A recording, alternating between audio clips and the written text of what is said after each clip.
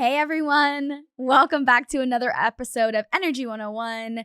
We are the Digital Wildcatters. You're here with myself, Sydney. We've got Julie and Misty, and our guest of honor today is Dr. Peter Duncan from Microseismic.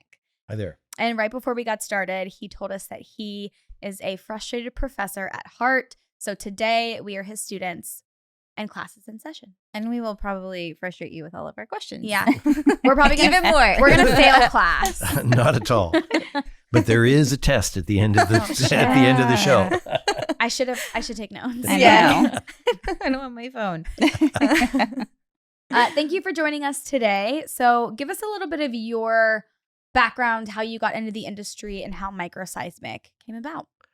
Wow. How long do you have? No. Loaded question, I know. So actually, I am a geophysicist by training. My PhD is in geophysics, and I have been a geophysicist my entire life. And I mean that really my entire life.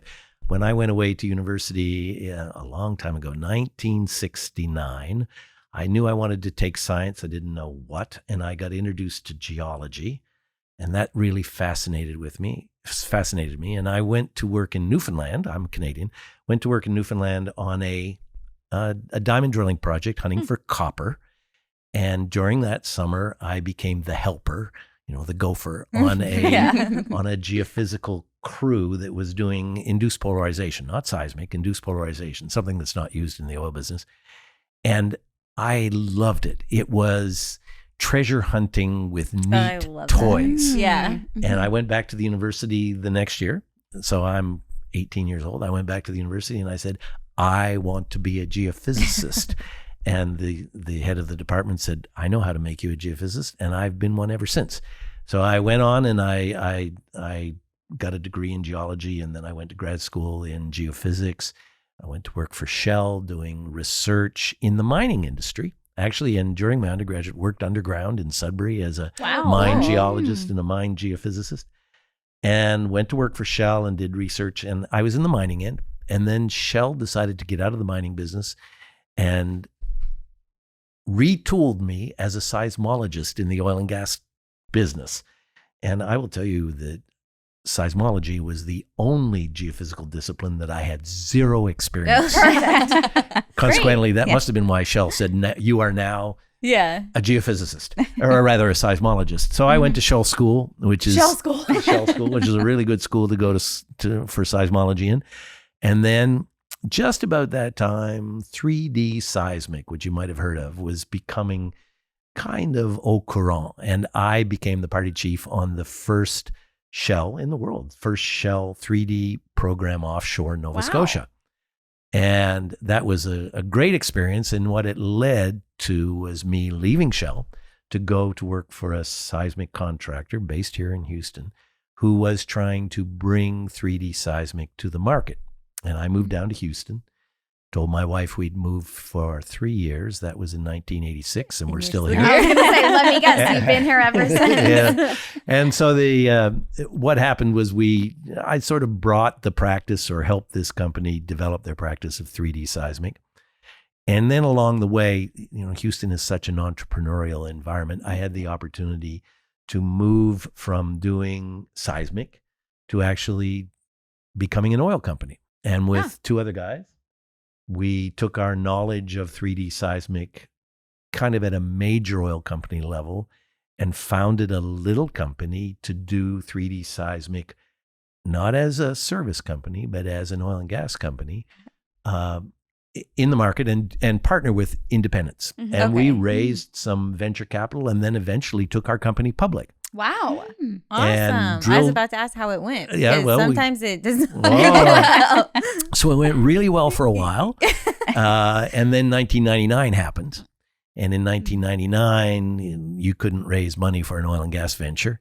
And we started getting AFE'd out of all of our deals. And we drilled wells in places we had no business drilling wells, Africa, out in the deep water of the Gulf of Mexico. So anyway, we kind of crashed and burned. Yeah. We got bought out. And I went back from the buy side, that is being an oil and gas company, back into the technology side, still doing seismic, but I'd kind of, what would I say? I wanted to find something new. I was maybe bored with 3D seismic and wanted to do something different. And I actually ran into this professor, MacArthur Genius Grant Fellow, a really smart guy, kind of off the wall, lived on the top of a mountain up in Colorado. And he, through friends, approached me and said, look, I've got some ideas about doing seismic exploration, but not using dynamite, not using vibrators, but something called passive seismic, where you just listen to the earth rather than send a sound in and get the reflection, but just listen to the earth. And from that, tell something about what's going on. Now, you might listen to earthquakes happening somewhere far away, and from the sound that traverses the earth between the earthquake and where you put your geophone on the ground, you could tell something about the structure of the earth. We can do that. Or there might be activities of the engineer going on that you listen to how the earth's responding and be able to tell them something about whether they're doing good deed. So it might be that they're injecting waste fluid and you want to know where that's going. Or it might be that they're fracking the rock. Or it might be that they are drilling a well and you really want to know where that drill bit is. And so you could listen to hear the drill bit and then map where it's occurring and something. So we started to pursue that. This professor had some software and some intellectual property, which I gave him some stock in a new company to found, and we founded Microseismic Inc. And what year was this? 2003. Okay. And we then went out and raised a little venture capital from some people that I knew from the oil business. Started with friends and family, then some venture capital, and then some more venture capital. And the first bit of money was just, well, does this science make any sense? Right. And we went off to the field and tried a few things, and it seemed to make sense. So then we raised a little bit more to see whether the science could be turned into a business. There's a big difference between the science. 100%. And so we raised a little bit more, and the business started to take off. And we were growing. In fact, what happened was the shale gale came along. And one of the things that shale people needed to do when they fracked the rock was know where the fracks were going. They had these very simple models for how the rock broke and how their wells, when they fracked them, reacted. And their models were all wrong. And how did they know their models were wrong? Well, the wells weren't behaving the way they thought they should. And so they approached the industry, me and other people who were in this microseismic or passive seismic business. And we started listening as they fracked. And as we listened, we were able to tell them that what was going on down there was a whole bunch different than they thought. And so the business took off. And all of a sudden, I didn't have any time for doing anything else except frack monitoring. And that became my principal business.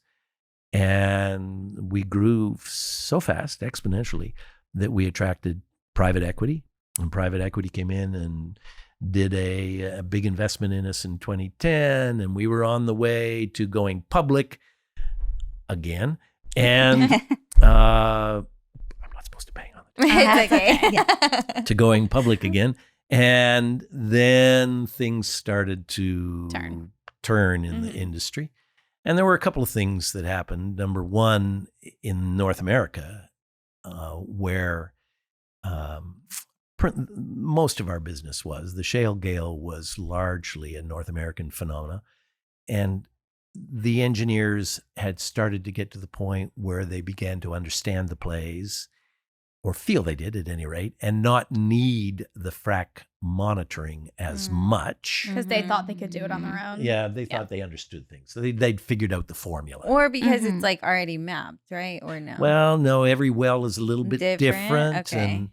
And if you've ever driven along a road cut, you know, if you watch the rocks change very fast. Yes. And if you're drilling a well that's 2 miles long, a horizontal well that's 2 miles long, along that length, there can be a lot of change. But they'd begun to think that they knew it well enough.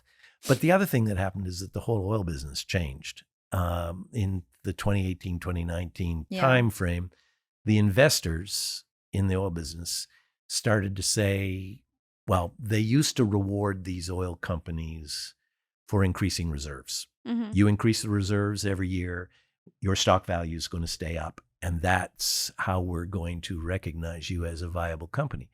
They changed, and the investors started to say, no, what we want you to do is return money to the stakeholders, to the stockholders. And so the focus became not so much find new reserves as produce what you've got economically and make a profit. And so all of a sudden, the oil companies, our clients, were rewarded for not spending money. And things like frac monitoring became discretionary expenditures, which they only made when they were in new areas or where something really bad happened to their well. And because the engineer that thought they knew what was going on didn't. And so the frac monitoring business took a hit because of that change. And then COVID happened and we couldn't send crews to the field and nobody else could send crews to the field. And so our business, I mean, we went from 250 employees to 5 in 2020. And I had to lay off all of the, even laid myself off. Just kept 5 people who could keep the furnace on, you know, that sort of thing. But it's come back. Crews are going back out into the field. And you know, on the frac monitoring side, what happened was as the well spacing in these shale plays became smaller and smaller, there started to be interactions between the wells. So they'd be fracking well A and well B would get hit by that frac and maybe damaged. We had clients who experienced having well bores sheared off. Well, I mean, it's one thing to drill a well and it not perform as well as you would like. It's a whole other thing if you drill a well and then the well next door shears it off and you lose it completely. That's a good way to limit your career. So the engineers started, and our business began to grow again, but instead of helping people drill a better well, it was more helping people keep from having any kind of frac-driven interaction that would be negative on their wells. I have a question about that. So prior to this, I mean, I would think if you're drilling a well, do people have some sort of idea of how close they can get and they just hoped they didn't hit it? Yes. The other well, they were just kind of like a drill and pray that it doesn't go bad. Actually, when they first started doing fracking, the phrase pump and pray was actually used by people to describe their approach to completing wells. So as the microseismic business got better, one of the first products we would deliver is something called the stimulated reservoir volume, which would be based on the cloud of snap, crackle, pop that we would hear as they crack the rock. We would draw a balloon around that and say, well, you're probably going to drain this much rock. And they would say, good, well, then I'll put my other well twice that distance away, and the 2 balloons will just kind of touch, and that's good. But the problem is that balloon size would vary down the length of the well, and it would vary from rock type to rock type. It would vary from play to play, and so it wasn't very predictable. Well, I was going to say, I feel like, I mean, as we know, these operations are expensive, and it seems like something not smart to guess at. Yes. And so I'm glad you said that, because we would always go out with the value proposition. Look, you're spending $10 to $20 million drilling and completing a well. What's a couple $100,000 to make sure you do it well, to do it right? But when the industry changed to being value driven, to being expense driven, and where the prevailing attitude was, my well's doing good enough, I don't need to spend a penny more on science, then that whole idea kind of went away until they started to lose wells because of the fracture-driven interaction. And lose money. And then they came back to us and said, okay, well, now we need to start the wells. And it's neat because what we do is we actually monitor in real time. I mean, we're telling them results 10 minutes after they've started pumping. And we'll say, oops, we're seeing something that could be damaging to your well happening. You should curtail your pumping. decrease the rate you're pumping at, decrease the pressure that you're pumping at so that you can save your well. And that's kind of where our frac monitoring business has gone to. More instead of let's make a better well or let's find out what the well spacing is, more to how do I protect my wells in real time. Now, this kind of decreased business that happened in 2020, that gave us the opportunity to look at some of the other things that we had considered doing with passive seismic with our stethoscope in the past.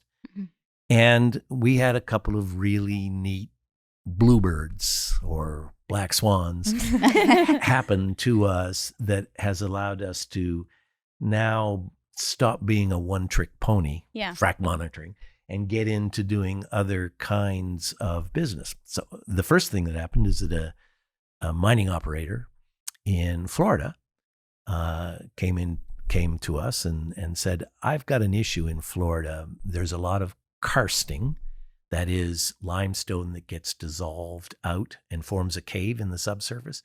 And sometimes, well, you've probably been to the caverns over here near San Antonio or on the way to San Antonio. So that's a limestone cave. It gets eroded out by the groundwater. The groundwater keeps seeping down into it from above. And often there will be a bit of a chimney open up to the surface. And when that chimney hits the surface, the ground falls in and it creates what we call a sinkhole. Well, in Miami, people have their houses falling into these sinkholes all the time. And Florida is just a great big carbonate platform. Well, this group, they had an industrial facility, actually a waste disposal facility for one of their mining operations that had a bunch of acidic water sitting in a pond, and a sinkhole opened up underneath it. And this acidic water went down into the potable water table. And it cost them nearly $100 million to fix this problem. What happens if it goes into the water table? Well, they have to drill wells around and suck that water out and monitor and make sure that it doesn't get out into people's yards and all that sort of stuff. And they get put on notice by the government, by the Department of the Environment, that if you don't fix this, you're going to be out of business. And we're talking about a facility that generates more than $1 million a day in profit. Jeez. So they came to us and they said, we've tried every other geophysical technique. Is there something that this stethoscope of yours could help us with? And I said, don't know, but let's give it a shot. And we did. We went out and we planted our stethoscope around the facility and we started to listen. And sure enough, we started to hear snap, crackle, pop that sounded like it was bits falling into a hole. And we said, we think there might be something over there. They drilled into it. They found a hole. They filled it with cement and they prevented another environmental disaster. Nice. So that gave us a little bit of a leg up. And actually that started in 2018, and developing that and then the contract that came out of that helped us survive through 2020. Love that. And so then lately, so using exactly the same ideas, lately, I'm sure you've heard of CO2, CCUS, carbon capture, utilization, and storage. That's the buzzword these days. Oh, yeah. So, and the government, the U.S. government, DOE, is spending a fortune on trying to get that industry going. And it's great because it enables the oil and gas business. If we can find a way to capture the CO2 that's emitted during some of our hydrocarbon-related activities, then it gives a longer lifespan to the hydrocarbon-related activities. I like that term, hydrocarbon-related activities.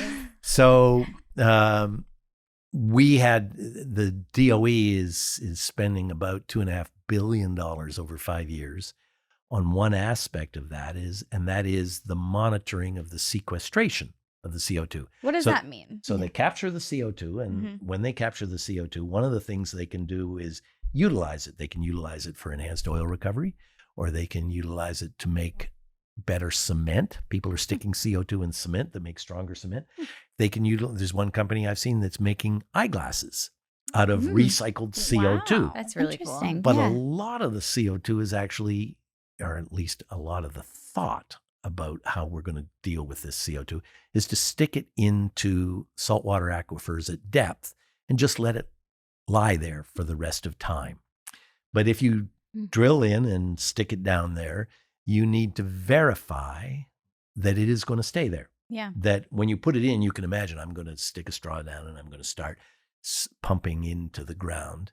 Well, the first thing you don't want to do is cause any earthquakes, because sometimes if you pump fluids in the ground, it lubricates pre-existing Don't faults. they do that with the water? Yeah, they waste? do. They're creating earthquakes with There was- disposal wells. Yeah, there were some in Midland. The within West the past- Texas is now the most seismically active area in the United States. It used to be Really? California. Wow. Yeah. It ain't California anymore. It's West That's Texas. wild. Why? Because of this CO2 going in, or not CO2, the Water, wastewater. Yeah. And this is actually not something that you need to worry about, because it's a well understood engineering issue. And what you do is, if you monitor, and we do, and you monitor and you start to see that there's seismic activity increasing that seems to be correlated with your pumping, you just reduce the rate of the pumping, the fluids leak off, and the chance for seismicity goes away. It's like hydroplaning with your car. If you have fluid on top of a road and your car goes over it and it tries to compress the fluid, it reduces the friction on your wheels and the tires skid. Well, if you pump water into the subsurface and there are faults in there and those faults are pressed together, you force the water into those faults, And all of a sudden they become lubricated and they can slip. yeah. And if a big enough area gets lubricated, then it's a bigger seismic event. The bigger the area that's lubricated, the bigger the motion, the bigger the event, and the chance that you'll see something on the surface, or that a church steeple will fall over, or somebody's dishes will fall off the wall, that sort of thing. So it's exactly the same with CO2. So the government has said, we want to make sure that you monitor when you're injecting the CO2 and you watch for any induced seismicity, so that if you start to see it, you can curtail or cut back on the amount that you're injecting in order to be able to prevent any seismicity being felt at the surface, which would probably damage your social license to practice. So that's one. Now then, if you do start to get motion on faults, you may crack the seal. When they stick it into the ground, just like in oil and gas reservoirs, there has to be a cap on the top, a seal that keeps the CO2 in the ground. Because when you pump the CO2 in, it's lighter and it wants to rise to the surface, and it rises up against this cap rock and then spreads out underneath it like a mushroom. I was going to say mushroom cloud, but that's probably not very politic. It spreads up like a mushroom against the seal. So if you were to get cracks in that, it could escape and then get up towards the surface. Now, that could be not a good thing. And so they want us to monitor them to make sure that the cap is maintained. And once again, if we hear a snap, crackle, pop, we identify where, and they might drill down and just stick grout in the crack. And then the third thing is, when they put that CO2 in and it goes up against the cap rock and it spreads out like a mushroom cap, you want to make sure that it doesn't go around the edges of your seal. So you have a geologic map of what this reservoir that you're sticking the CO2 in looks like. And as the CO2 expands, we can hear it microseismically. And if it starts to get out towards the edges of where that cap is, then you might have to move where you're injecting. Right. So all of those things seem to be really well-posed problems for doing microseismic.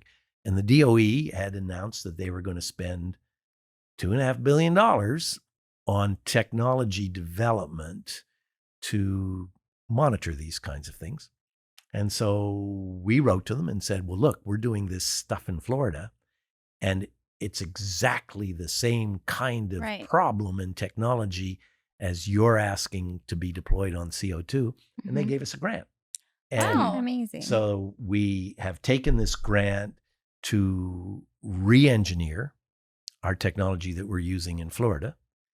And then we got a second grant to now go deploy it. So the first was just funding of an engineering study. And then the second grant was to say, you can go in the field. So we're now actually talking to several different parties about their CO2 injection sites and having us go out and do the monitoring on it, paid for by the DOE. That's awesome. So that's Cool. another new Win-win business for everyone. Yeah, for sure.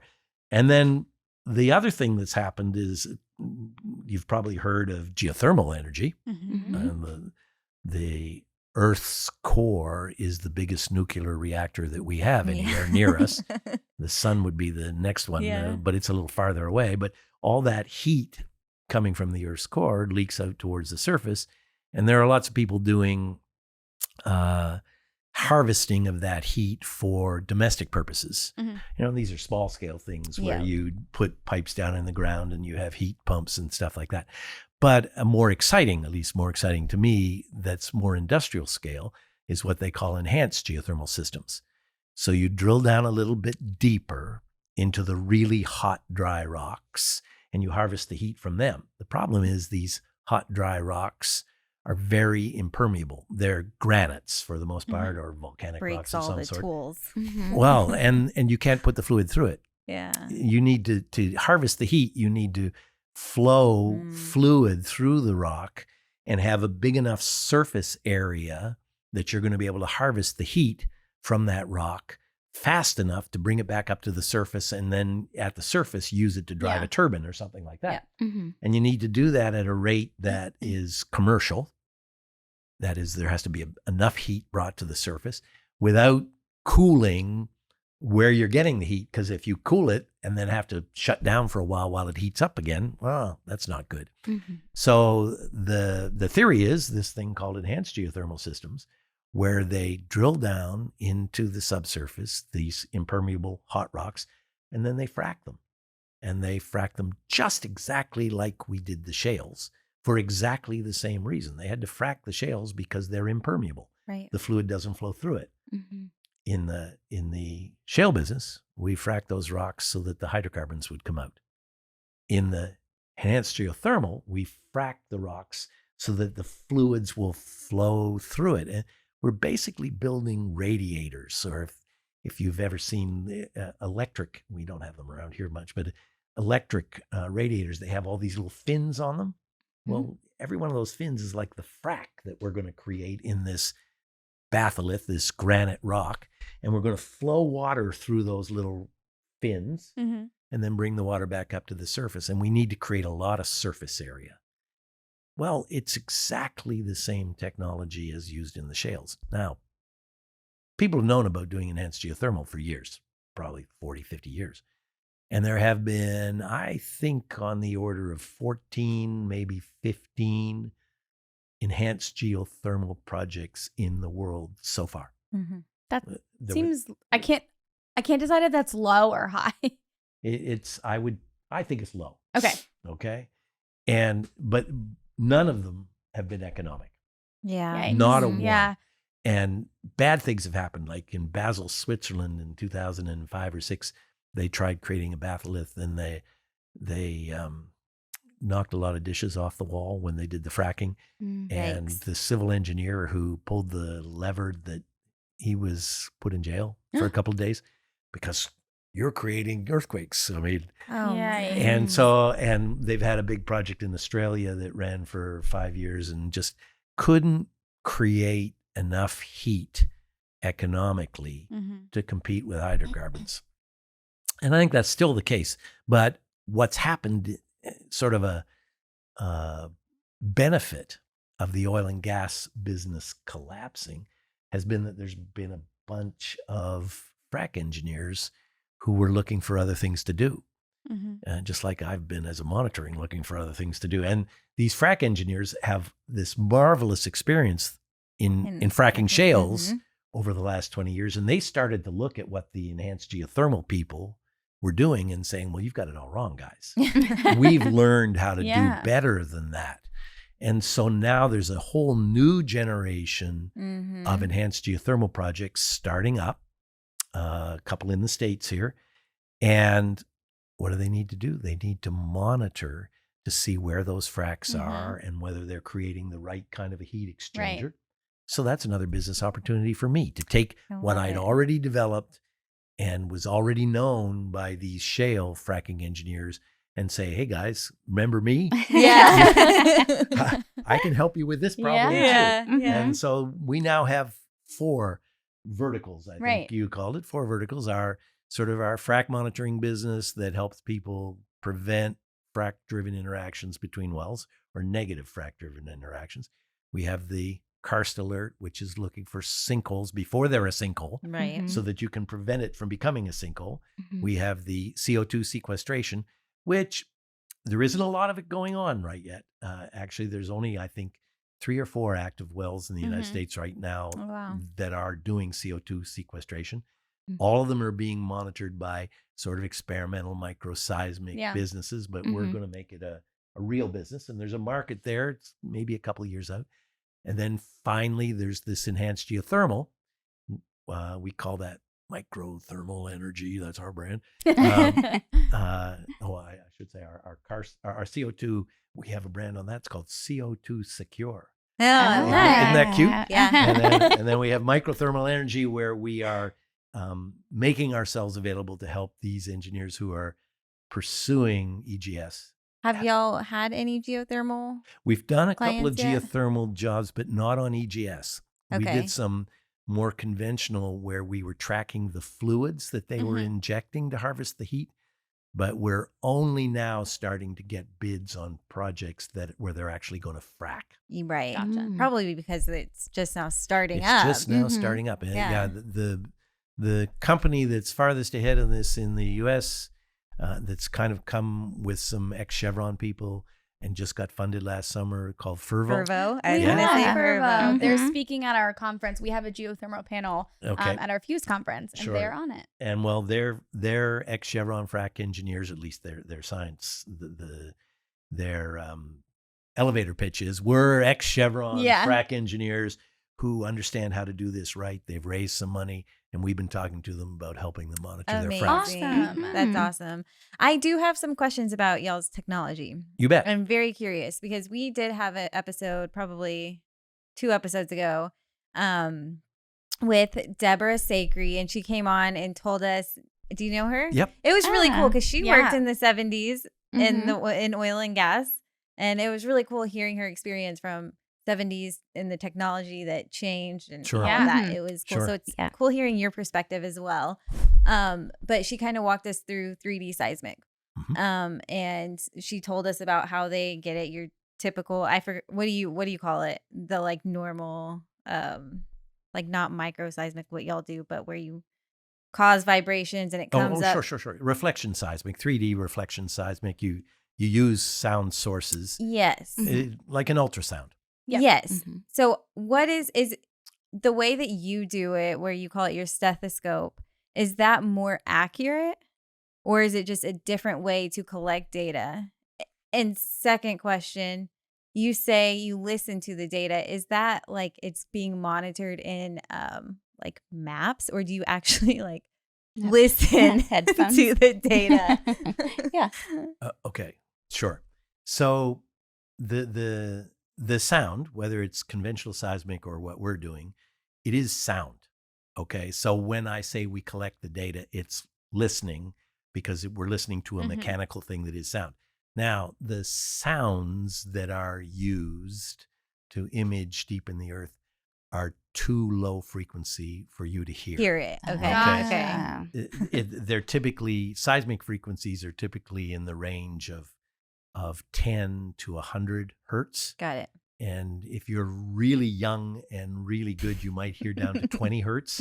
I know. I was thinking too. I was like, is someone in a room with Right. Headphones on, like saying Well, but activity. I will tell you, at one of the SEG conventions a few years ago, it's probably 5 or 6 years ago, we actually took our microseismic data, frac monitoring, from 3 different plays. So it was the Barnett, and I think the Eagleford and the Utica Shale or something like that. And we scaled them up in frequency. So that is, we made them higher frequency. And then we had on our booth where you could put on a set of headphones and you could listen to it. And we asked you to identify which play it was. That's cool. so That And is. if you got it right, you got a got a prize? prize. Yeah. Anyway, so we do listen. Now, Okay. conventional seismic to microseismic, is it more accurate? No, but we're actually kind of listening for different things. Okay. Gotcha. Okay. So with conventional seismic, you're trying to make an image Of Mhm. the of what whole the subsurface looks like. Right. Okay. Whereas in microseismic, what we're listening for is places where there's been movement in the Movement. earth Got it. Got to it. map the location of a fault Right. Mhm. or something that's moving or a fluid front. So we're actually looking at different things, Mhm. and we don't typically see what conventional seismic sees any more than they see what we see. Gotcha. Mhm. That Mm. makes so much more Yeah. sense. Yeah. So there is a good way to think about it. It's a little bit technical, but when they set off a seismic event, when they set off a dynamite charge, let's say, Yeah. to do imaging, the sound wave goes down and it hits a reflector and it bounces back up. And that point, you can think of that point where it hit the reflector as now emitting a new sound. Okay, that sound goes down, it bounces up. Well, that reflection point is really a new source. Mm-hmm. And with conventional seismic, they're mapping the continuity of those new sources. Okay. In our case, it actually is a source because it's something moving down there that generates a sound, and we capture it and we map where it came from. Right. So in that sense, they're actually really, really equivalent processes. Yeah. And the math is exactly the same. Okay. But the difference is with reflection seismic, they're setting the source up here, and then they're looking for the secondary sources down there that are That makes artificial. sense. Mhm. Right. Whereas we're looking for the natural sources natural at depth, source. and we're just Mhm. mapping where they locate. Mhm. That makes Cool. sense. But we don't get any information about what's going on in between those natural Right. sources. Whereas with reflection seismic, you are creating Right. that reflection point all along, and then you can map it out as a continuity. Right. And so when we're doing our work, we're looking for things that are kind of random points located in the subsurface that are discontinuous. Mm-hmm. Whereas in conventional seismic, they're looking for things that are continuous. So it's Yeah. it's the flip side of the coin. Right. And people who interpret conventional seismic often have a hard time doing microseismic because we're the noise Yeah. that they got rid of before. Yeah. Right. And what we're filtering out of our images is the signal that they used to use.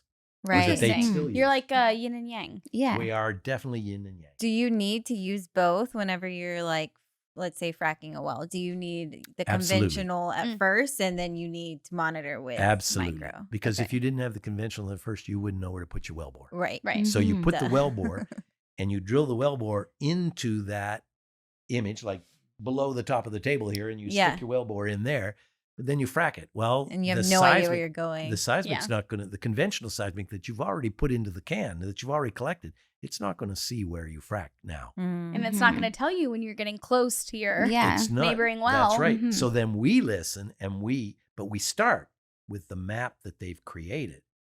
And we then map all the little snap, crackle, pops Cool. and see Mhm. whether it's confined within those layers and if it starts to go outside those layers, if they start to frack up in something that is an aquifer that has water that they don't want to be involved with, then we tell them to stop.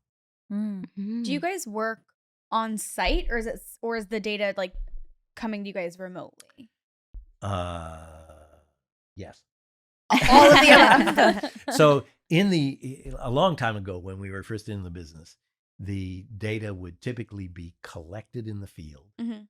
put onto tape, brought back to the processing center, and it might take us anywhere, well, worst cases, 6 months Wow. to get an answer back to them.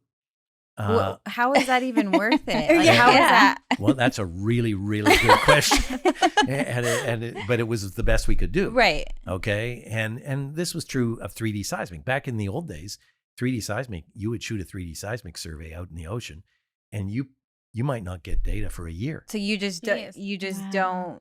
like, you don't have a project until that's finished. That's right. Jeez. So with us, we would go out and we'd collect the data in the field, and then we'd bring it back to the shop and we'd process it. And the problem is what are you going to do with knowing how to frack a well 3 months later, knowing whether you fracked the well correctly? You want to know it right away so that you know what to do differently. Yeah. So there was a lot of market pressure for us to shorten that time frame. And one of the things we had to do was then put our computers, because there's a lot of data, more data in microseismic than in conventional 3D, really. So we need to put our computers out in the field, right, and process the data right there in the field in real time. And so we started doing that, 2008, 9, around then. But geophysicists are expensive.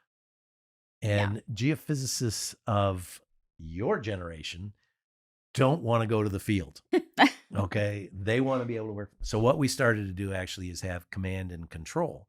So we couldn't bring the data back to our processing center through the cloud or communications. Satellite communications were too expensive for that amount of data. But what we could do is, put the command and control. And so we would have a satellite dish, and the geophysicist would be sitting in our office or in their bedroom, and they would be processing the data remotely, and then the answers would be transmitted to our client. And we took that to a pretty good level of application, to the extent, we actually had some work in China. And so we put our computers in a sea chest and sent it to China. We called it our China cabinet. And it had a satellite dish on the top. And we actually did work for BP, where the well was being fracked in China. And our geophysicist who was doing the processing was here, but the processing was happening in China in the field. And then the answers would be sent to Houston to BP's. And it was all happening in real time. And we actually had our chief geophysicist at the time was at a convention, and I think he was at a convention in Amsterdam, and he was sitting next to a BP geophysicist, and he said, "Psst, buddy, you want to see our frack?" And he got out his iPad and he showed him in real time the frack that was going on in China. So That's cool. amazing. That is crazy. So nowadays, the amount of data that you can transmit has gotten faster and faster. And in the field, we're typically putting 5G cells, or even now experimenting with Starlink, which is even faster. Is that the Yeah, it's the Elon Musk. Musk. Yeah. And so I was going to say Tesla, and I'm like, it's related but not correct. Same idea, yeah. So more and more, like in our other 3 verticals, the Karst Alert and the CO2 Secure and the EGS stuff, more and more of that, the data are actually being brought back over the cloud into our shop. The conventional seismic, there's still a fair amount of that we do at the edge with edge computing, or the conventional microseismic, the frac monitoring. It's probably about 50-50. Yeah. But within another couple of years, we probably won't be needing the edge computing. It's just we'll bring all the data back. Yeah. However, the geophysicists are still sitting in their bedroom and communicating with the computers, because they don't really care where the computers are or where the data is. Yeah. It can be anywhere now. Yeah. Yeah. That's awesome. If I was a geophysicist, I'd want to go to the field. I just want to go to the field in general. You're hired. You're hired. Let me on. Let's talk. I'm done. I feel like I've learned enough we've done three seismic podcasts. I've Plus a learned lot. geothermal. Yeah. Yeah. Almost an expert. Perfect. Well, then I have a question for you. Oh, God. Is this where the test comes This is in? the test. I feel like we'd ace it. I feel like I'm it sure you always would. amazes me, like as we keep talking about seismic and geothermal and stuff, I think outside of your conventional oil and gas, it always amazes me, like everything that goes on in the subsurface and everything, all the moving parts at a well site and everything that goes into drilling a well, monitoring. It's insane. It's very cool. It is. Yeah. It's phenomenal technology. And I think that's what got me interested in the beginning, was the marrying of something that is real, the earth, Yeah. and you can imagine, you can conceive of what the earth looks like down there and start with something in your mind. But then the technologies allow you to actually see it Mm-hmm. and make a better and better image in the subsurface. But it's not like you're dealing with atoms, Right. and it's not like you're dealing with galaxies that are hundreds of millions of light years away. It's something that you can actually hold in your hand Mm-hmm. and shoot. It is treasure hunting. No matter Yeah, whether it we're looking is. for lithium or copper or gold or oil and gas or geothermal heat, this is treasure hunting. Yeah. And the rewards for being good at it are pretty substantial. Yeah. Yep. Yeah. No, I when we had Deborah on, I just told her how like unappreciated geologists, geophysicists, people who study the earth are, because it's like you're an astronaut and everyone's like, oh my gosh, that's so cool. Or you are, I don't know, an ocean, you study the ocean. I'm like, that's so cool. But no one talks about like studying rocks in the ground in our earth and it being actually really, really cool because you're discovering things that are unseen. Exactly. I think it's cool, but I've always thought it was cool. But we geologists and geophysicists, we're not very social. And so we don't do a very good job of going out and evangelizing for our trade. Yeah. This is why you come on podcasts. This is why you come on exactly. podcasts. I That's love right. it. I actually, my stepdad, I think he was a geologist. He would always give gifts like rocks. Yeah. So I still have one he gave me. It's a really nice rock. I don't know what it is. It's a really nice It's rock. a really nice rock. It's very, very heavy, but it was like our wedding gift. And it's like, I don't even know what to do with it. It's just a rock, but Prop the door open. it's very cool. Yeah. It's like a bowl. Like I use it as a bowl for dog toys for a while. But it was a really nice rock. I just don't know what kind it was. I don't think I appreciated geology enough back then. I understand. I understand. And I mean, shoot, when I was starting out, I told you, first year I got interested in it. And one of my first field trips, we went to a quarry, and that quarry was often used for getting black granite type rocks to make gravestones on. And there just happened to be one that had a flaw in it, and it was a gravestone, but it had a name on it. And I picked it up and took it home as a sample. And in university, I lived in residence and sort of had a bed with a desk at the end and my pillow, so my head was up against it. And I put that headstone. So when I would sleep, I'd be down underneath with this. And it turned out, because it's a small community where I come from in New Brunswick, turned out my grandmother knew the person whose name was on the headstone. But did you have to return it? No, actually, when I left the university, I left it in the perfect. in the library of that residence that I was living in. But the thing was, the point being that I really liked the rock. Right. It was a pretty rock, and so I took it home. So, and but there's a certain amount of weirdness to that, don't you think? Liking rocks enough that you carry them home. It's a little weird, but it's okay. I have a box that I've shipped around with me, and moving from Eastern Canada to Western Canada, and then down here, and it always gets moved around. Is it very heavy? My rock box. It's heavy. I think my wife has thrown a lot of them out. Oh, because it keeps getting lighter. That's funny. Do y'all have any other questions? I don't think so. Let's rapid fire. Yeah. Missy? Okay. In your opinion, what is the biggest misconception in energy?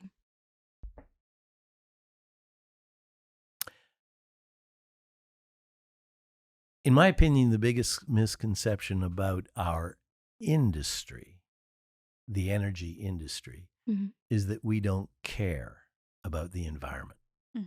And time again, when you go off into the papers and you hear people talk, any energy creation is bad because, and the only thing that we in the oil business or in the mining business or maybe more generally in the energy business, the only thing we care about is making money. And that is so untrue. What attracted me and most of my contemporaries, my peers into the industry, is a love of the earth and nature and a desire to understand it better and sure, to reap the benefits of it, but not destroy it. When I was a student and I would go in the field, if if we left a lunch bag, we failed the course, you know? And when I worked in the field doing field geology for Shale and International Nickel and everything, we took care of our environment, and we policed the grounds afterwards. And sure, we had to dig holes, and sure, there would be slag heaps and things like that. And sure, in the old days, maybe people weren't as careful or concerned or took care of things as they do. But times have changed. And I don't think that the general public appreciates that. And I think that's the biggest misconception, is that we don't care about the earth. And in fact, we really do, probably more than they do. That was a great I know. answer. That was We'll have to clip beautiful. that. Do you have an embarrassing story that has happened in your career? Oh, man. Do I have an embarrassing? I probably have tons and tons of embarrassing stories. Give us your best one. Ooh, you didn't prep me for this, so I'll have to think. Okay, I'll tell you one that still haunts me to this day. I'm excited. And it's not salacious. It's just a technical error that I made. So when I was in, I guess probably I'd finished third year university as a geophysics student, but I was working underground in Sudbury at a little mine called the Little Stobie mine, which is a copper, nickel, zinc, silver, whatever mine. And I was there as a mine geologist for the summer. And this researcher, Sudbury is a meteorite crater. Okay, so a large meteor.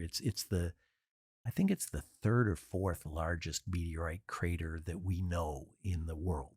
Wow. And what happened is this meteorite hit into the earth, and it created cracks that go down and allowed the mantle or the molten part of the rock to come up into the earth. And all of that molten lava contains the copper, nickel, zinc, gold that we mine. And so it formed a bowl, like what your stepfather gave you, but a big, I mean, we're talking 10s, 20, 100 miles across. But Just a little bit bigger. All of the mines are along the edge of the bowl where these cracks came up. So this professor, back to my story, the professor wanted to do some work on the meteorite impact to figure out the angle that the meteor came in and all that.